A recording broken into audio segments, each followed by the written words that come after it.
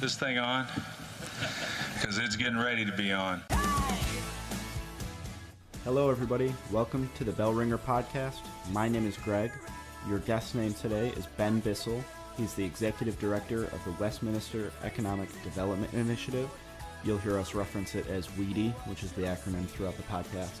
Great episode. We talk a lot about how he's helping the west side of Buffalo and the city of Buffalo beyond.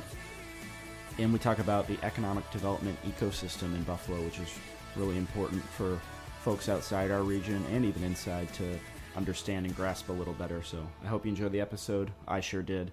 Thanks for listening, guys. Bye. All right. Thank you very much for coming on the podcast and welcome. Happy to be here. So for those that don't know, what is WEDI? WEDI stands for Westminster Economic Development Initiative, and we are a nonprofit in the city of Buffalo that serves actually more than the city of Buffalo, which some people don't know, but is primarily focused and has done a lot of its efforts on the west side. Our mission is to empower economically disadvantaged people in Buffalo, New York, and the surrounding areas, and we do that through a variety of projects, and we're probably best known for the West Side Bazaar, and that's a business incubator, a space with commercial kitchen. We also operate, our biggest operations are in our economic development world, which is has a goal to help individuals who are low income attain sustainable family incomes. And so we offer business coaching, counseling, support in starting companies, financial coaching even prior to thinking about starting or expanding a company, and then financing to go along with that. And in our education world, which a lot of people don't know we do as well, we run a few after-school programs, and actually we're launching our high school one this fall. So you brought it up, so I don't feel as bad opening on it. The West Side Bazaar, probably, your program that gets the most fanfare. There was an article this morning, the Washington Post mentioned it again, as they were talking about Buffalo as an affordable destination, a budget vacation, and mentioned that you could eat at the West Side Bazaar. So give folks kind of the elevator pitch. I know you said it's an incubation for restaurants and kind of boutique shops, but what's the idea behind it? Yeah, so I mean, it's a very hard thing to explain without going there. So if you haven't been there, go there, and maybe you'll define it in different ways. But we've kind of said it's a synthesis of a business incubator, an accelerator, not in the sense of tech or anything like that, but helping to accelerate companies that are already existing, a public market, and a community meeting space. And so we really had no idea what it would become when the stakeholders in the community determined that they wanted to open this kind of space. And so it's really become a community asset. It's become a space where people can start and launch companies, and it's particularly been attractive to the refugee population, so a subset of the immigrant populations. And so it really has this unique dynamic. It's also got affordable food, which I guess is why the Washington Post included it. It was attractive to them. Everybody, it seems like every tourism piece that comes out of an outsider coming to Buffalo, they always go to the bazaar now. It's like a staple.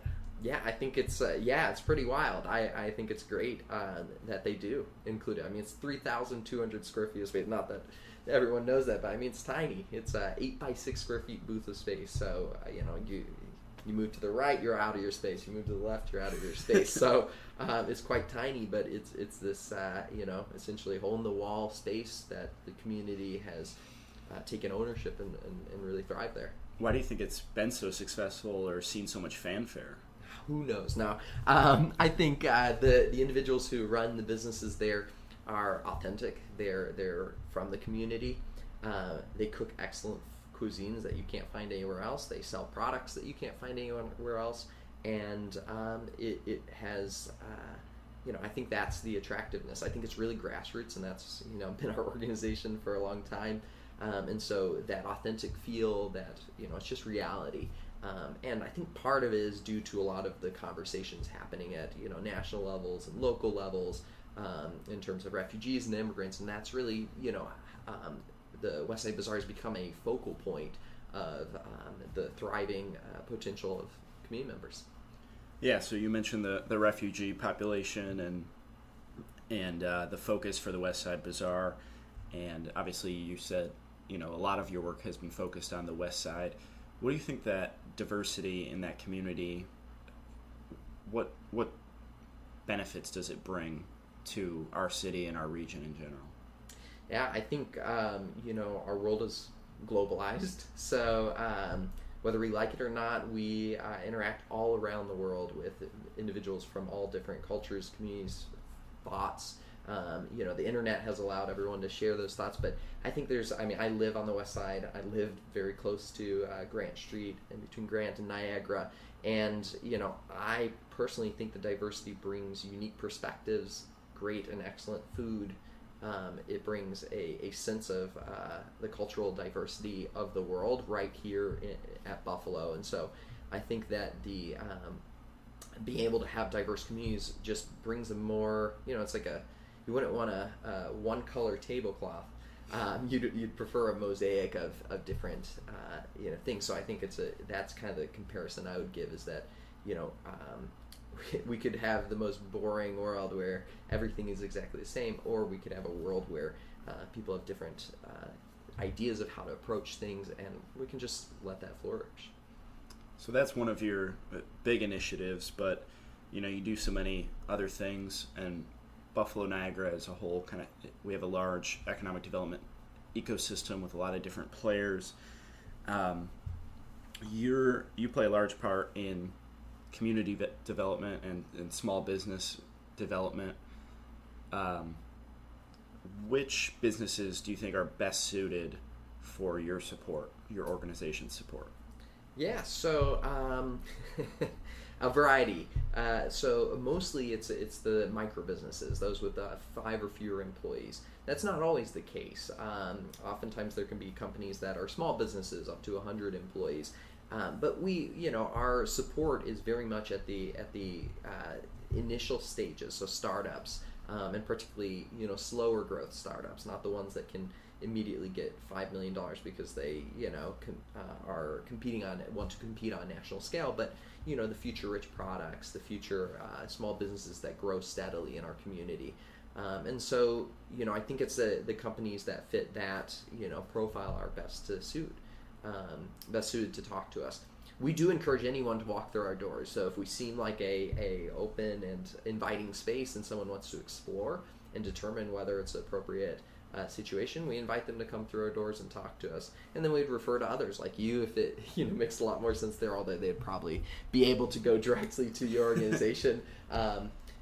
Or other partners that we work in the ecosystem. So it is true, our ecosystem is a lot stronger in economic development in the past few years, and so we generally are focused on the smaller companies, the nascent companies, those companies that can't get financing elsewhere, and those that want to receive business mentors and support for a long time. I think the biggest difference in the community is that we are developing relationships with the company owners and the companies themselves. And so if that makes sense, if people want a long-term relationship, we're the one to go to for marriage. So one of the ways you do that is through your microloan program, which has been really successful.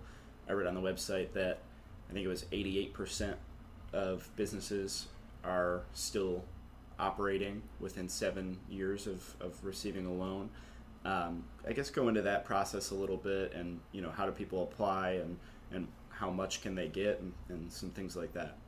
Yeah, so we're really a microlender, and based on new partners in the community, including Excelsior Growth Fund and Pathstone Enterprise Center, who have entered and are lending in the community similar to us, alternative lenders, nonprofit, mission-based lenders. We are focusing on the small loans.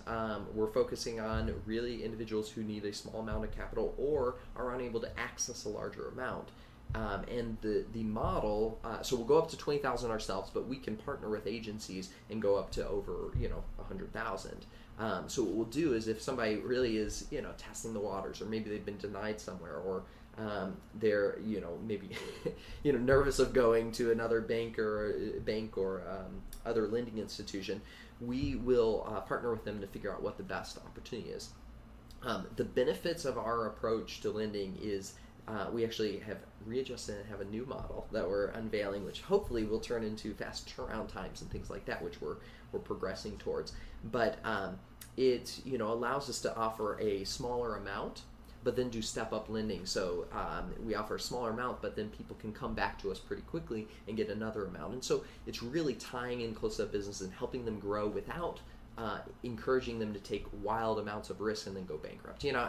We're about taking gradual steps in managing the amount of financial resources you really need to sell. So an example, this is really grassroots, but an example I'd give, and I give it a lot, lately I give it a lot, is that, if somebody wants to come and sell shoes and they have this unique product, which I won't mention, in the shoe market, and yet they're coming from a low-income background or may have, had challenges in their life, so they may not have ever handled $5,000 in their life. So if you hand $5,000, what are you going to do with $5,000? We may be able to control where that goes, but maybe it's just too much. Let's start it more gradually, and this is pretty wild, but let's do $500. Okay, how are you going to use that money to actually make more money next month, because you got to pay the bills to cover your kids' costs, right? These are oftentimes not people that can take a 6-month break from business, from their job, and run a company and get it started and then fail and then go back to get a job. This is, these are, often the people with whom we're working have, daily life challenges, and that may be people listening to this. Many of us, I don't feel like I could just leave my job, right? And start a company. And so the process is, okay, how to use that $500 in the best way possible to return.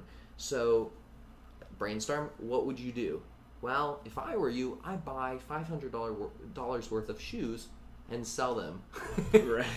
Before talking about the website or the, design or, I'm going to open this new store. Right. Put the money, prove that concept work, then go up to 1,500, then go up to 5,000, and soon you'll have a flourishing business, and a lot quicker than if you just took $20,000, open up a retail storefront, have a landlord that sets terms that are not going to work out that well. You pay rent, you don't sell anything because you're focused on fixing things in the store, making it look nice. You run out of money, you default on the loan, you come back, so Right. It's just a practical bootstrap approach to starting businesses, and that's how WEDI rolls. So if that works with you or you're interested in that, we're looking at long-term success, not short-term returns.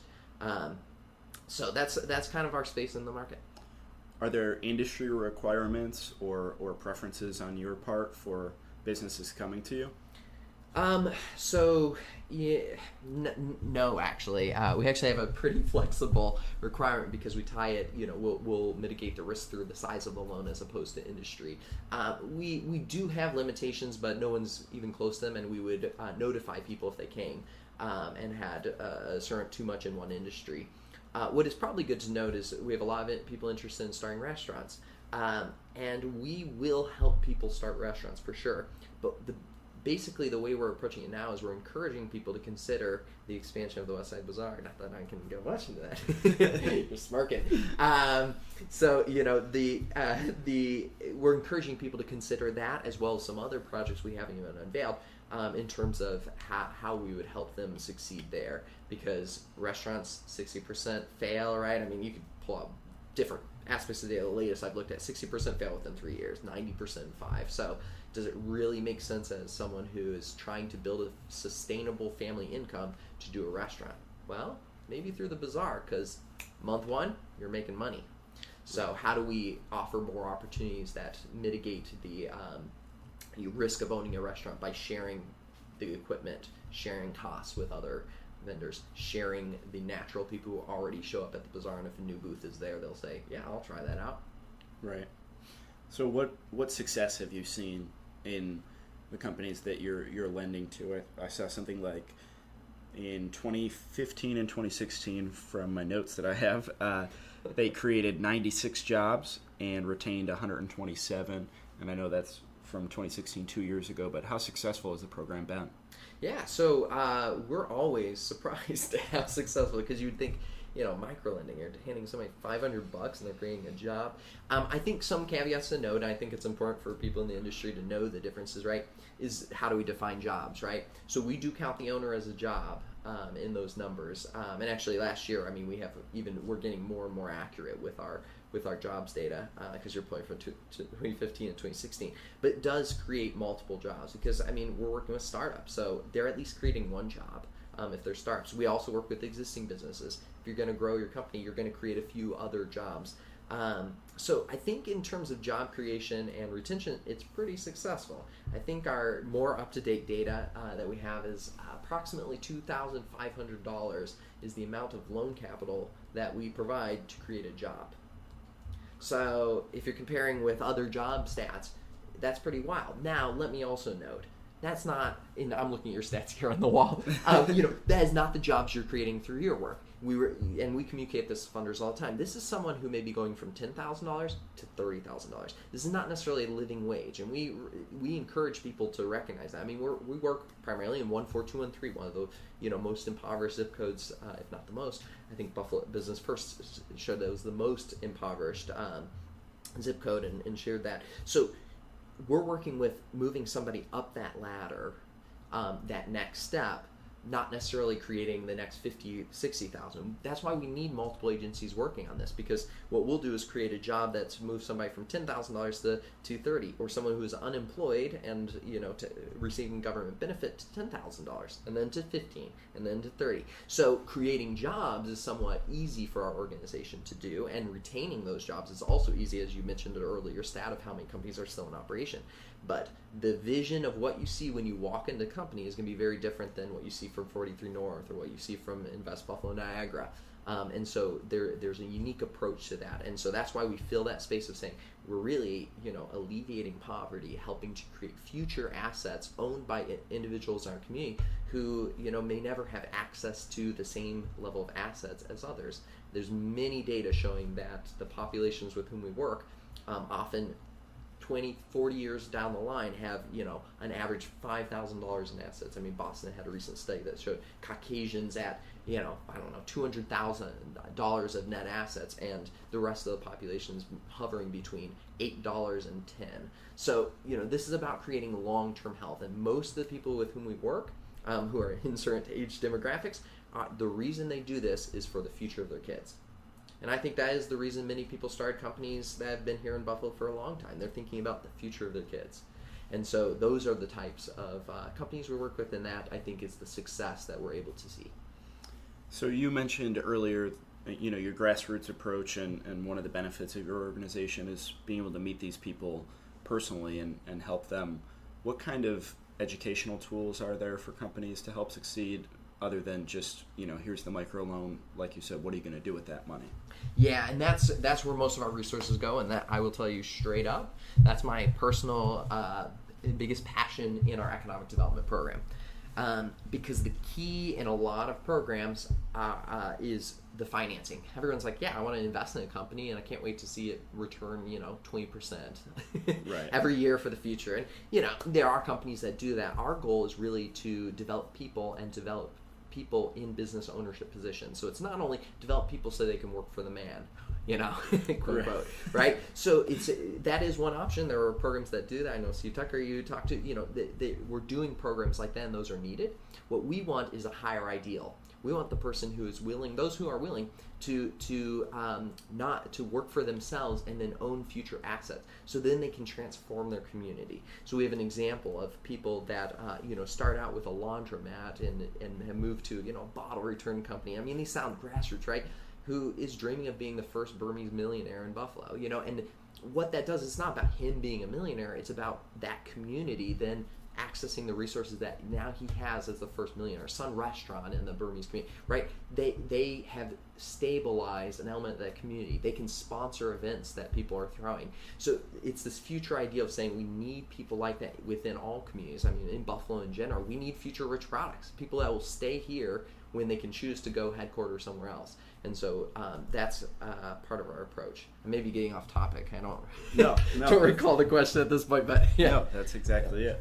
So, that part of that education and helping invest in these people is kind of incentives to stay in Buffalo, because, these are the people that helped you, right? Yeah, so I didn't really totally answer your question. So we actually provide financial coaching prior to it, and so that's very much focused at personal financial support of saying, okay, how do you improve your credit? How do you improve your savings, maybe going and getting a job is the first step, not opening a business. Right. And considering those. And then after providing a loan, we provide comprehensive support, which actually we're hiring for people who want to provide that. So we have a little gap there in terms of the staffing, but we have a lot of business mentors who are willing to volunteer and work and coach these companies in the long term after they receive that loan. So we've kind of flipped the model. It used to be before you get a loan, you got to do all this heavy lifting. And then what would happen, you have the dream of great plan, you'd get the loan, and your plan goes, So what we now do is lend less, but then follow up consistently weekly in the support, and then eventually to monthly on all the topics that you need to consider, diving into your business, and then you can look at your cash flow and say, I'm cash flowing.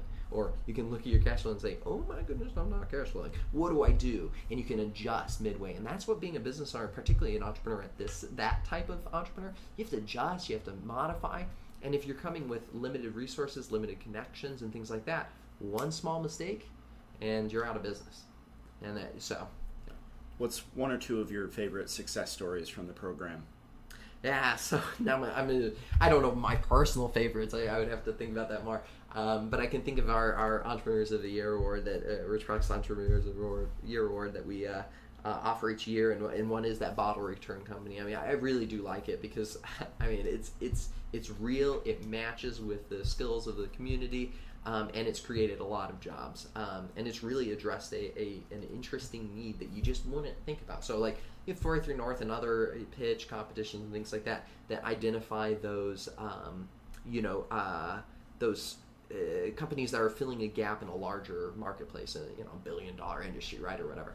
So this particular company started as the laundromat, right, and that was okay. And at the laundromat had and still runs it, but would help translate people's letters for the community, so they would come there not only to get their laundry done, but to read their mail, as an example. And so they use that unique asset of language. Now this bottle return company actually works with, and I know it because I live there, a bunch of people in the Burmese community and others who go out and they collect all the bottles from all the trash cans, from all, after the Bills game, they bust a bunch of people out there and cleaned up the entire area. And so it's this project, and he's opened up a second location already within like 6 months. I mean, it's just really wildly growing quickly and meeting a need of, improving our environment, improving our parks through the market. And are able to provide support to these people, pay better than they would get at Tops or Wegmans, also be located in the community, because you're literally walking and pushing these carts around the city, so you need to have locations that are in somewhat reasonable spaces. And the individuals who are actually operating those businesses are generally over 60.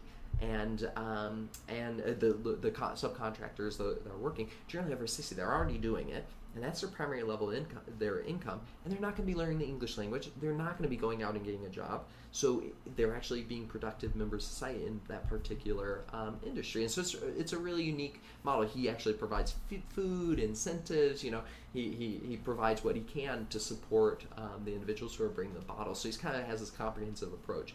But I love it because if you go to the location, you're like, oh my goodness, this place is stacked with trash. Right. That's the business. So walk in and you're like, and that's our success story. Look at the wall of beer that we drink. That's a good photo op. Yeah. How many jobs do you think around, if you had to guess? Oh, I hate guessing because we have the data on that, but 15. But many of these people would have been operating already, so I know that. It's at least like 3 core jobs. I think it's probably more than that, but I'm guessing low. Right. Yeah. So you mentioned you live in the area in between Grant and Niagara. Grant Street obviously has seen a ton of investment of late, more than 5 years ago than it would have. What's it been like to be in that area, to see such a revitalization going on, and we're kind of in the midst of it now? Yeah, I just laugh every time I look at a house across the street selling for $400 and something thousand. I'm still laughing. But please, somebody buy it. Our property will go up like, no, my value will skyrocket. Yeah. Encourage you. It's worth that, yeah. It is a really great street. But yeah, I think we have yet to see the data all shake out in terms of that. But being someone who lives there, I think it's still got a ways to go. the Buffalo's, particularly the city of Buffalo, we need people. So unless we're attracting people who will be working jobs and have disposable income, and particularly in 1, 4, 2, and 3, people with disposable income, we're going to continue to be circulating the same funds around the same types of issues in locations. So, I think there has been improvement. We have seen some of the data start to move the needle, and our work has been part of that, we believe, based on how we analyze the data. But, there's still a lot to do. And it's stabilizing this grassroots community approach, kind of stabilizing our communities, like our real local small communities, and ensuring that we're also looking forward. Because a lot of times you say, if you're outside the community, or you kind of go to Montreal or something, you're like, we should fill all the retail spaces. As much as we understand why that would look really nice and we'd have a second Elmwood, the problem is we'd be the next Elmwood, and then Elmwood would no longer be Elmwood because we don't have enough people. And retail is not, as you may know, a growing industry. So how do we deal with those challenges of the fact that our economic world is changing? We Netflix, we Amazon, we Google, right? So how do we think about that in the context of local communities? And so I think we're working with, not only as an organization, but also with the companies we work with, to really consider that. Is a retail location the best decision for you?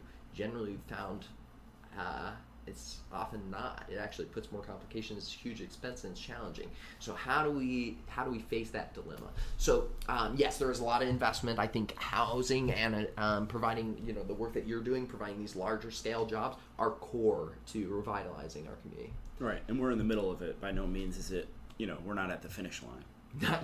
Not yet. Right. Yeah, but yeah. The work that your organization is doing is obviously having a great impact. Yeah, I do. Yeah. I wouldn't disagree, and the data does defend that. That's why we analyze the data. If the data showed that we were not doing a good job, we'd say, okay, well, let's stop doing that. We really are. We're very straightforward about that. Me personally, too. It's like, I'm not going to waste my life doing something that doesn't work. And I think there's a lot more to be done. But I think what's beautiful is the resurgence that people talk about. At a minimum, we perceive our community as a much better community, and people are starting to treat it more and more like that community. And I think that's really a huge first step. And I think that there's data that backs those up. And I think some of the challenges that we continue to face are all members of our society included in that benefit, and that's one of the spaces WEDI fits. And also, how do we consider what's going to be like in 10 years? You can have a resurgence today, and in 10 years, we can be distraught and depressed because we lost all our company. So how do we maintain that? And I think it's encouraging and investing time and effort and money into the places that are looking forward 10 years and are addressing who's going to be here in 10 years, like refugee community, like how are they going to be here? The low-income communities. Most of the people we work with either have been resettled to Buffalo and stayed in Buffalo their entire time here, or were born in Buffalo and born and raised in Buffalo and will remain born and raised in Buffalo. And so how do we support them in being the future that develop our community from a business standpoint? Well, congratulations on all the success that you've had so far, and good luck going forward. We have a few Blizzard round questions for you. Right. Hard-hitting, journalistic questions, which you prepared for without my permission. I just listened to an episode and realized, wait, these are the same. But I have not heard all of them, thankfully. Right. I've only heard I won't break your... two of them, I think. I think two of them I know are there. We're going to go piecemeal. We're going to go for it anyway. Right. If you were a flavor of ice cream, what would you be? Oh, see, I did not prepare. Oh my goodness. Chocolate Panda Bars. Book or a TV show that you'd recommend? I think Ready Player One is pretty good. I'm listening to it now. Text or phone call? Oh my goodness. I don't know. Text. You sold that. You were overly prepared for that one, and you pretended like it was a hard question. Sure. Yeah, you knew your answer. It's somewhat hard for me. Oh man, I'm like in between the text or phone phase of the millennial world, I guess. Yeah, somewhere in the middle. Bills or Sabres? Bills. Oh, Hiking or skiing? Oh, skiing. And chicken wings, drumstick or flat? Oh, definitely flat.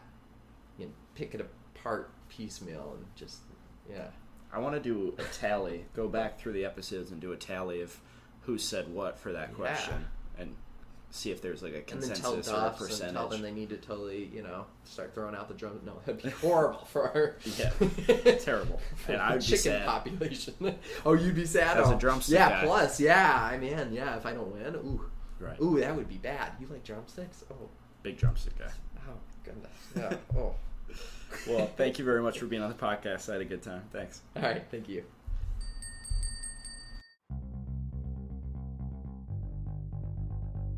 Bell Ringer is a podcast by Invest Buffalo Niagara, the region's privately funded, nonprofit marketing and economic development organization. Please rate this podcast, follow our social media channels, and read our blog at buffaloniagara.org for the best of Buffalo Niagara. Come grow your business with us.